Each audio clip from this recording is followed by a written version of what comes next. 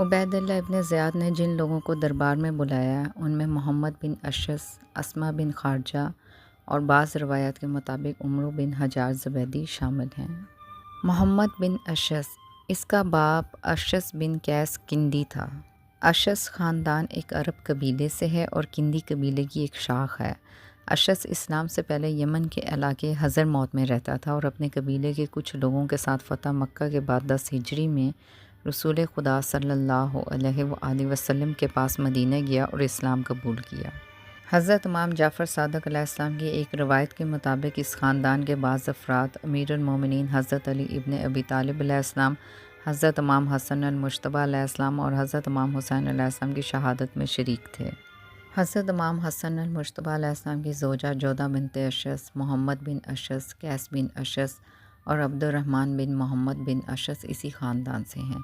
یہ خاندان عمر بن خطاب، عثمان بن عفان اور امیوں کے زمانے میں بااثر سمجھا جاتا تھا۔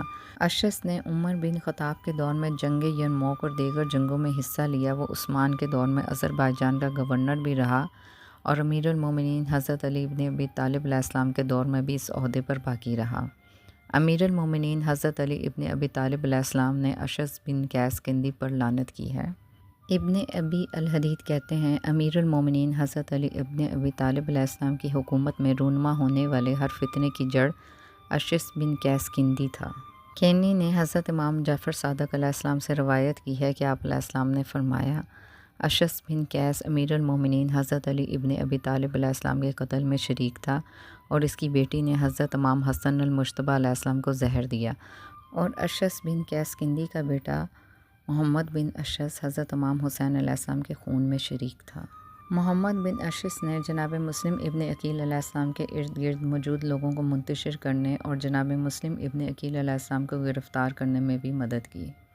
قبول اسلام کے بعد اشعث بن قیس کندی نے ارتداد اختیار کیا اور اس کے ساتھ بنی معاویہ کے کئی لوگ بھی مرتد ہو گئے۔ اشعث بن قیس کندی کی شادی ابو بکر کی بہن ام فروہ سے ہوئی تھی۔ اشعث بن قیس کندی ملعون بہنوئی ابو بکر کے خاندان کا کردار آل رسول صلی اللہ علیہ وآلہ وسلم کی شہادت کے ذمہ داران۔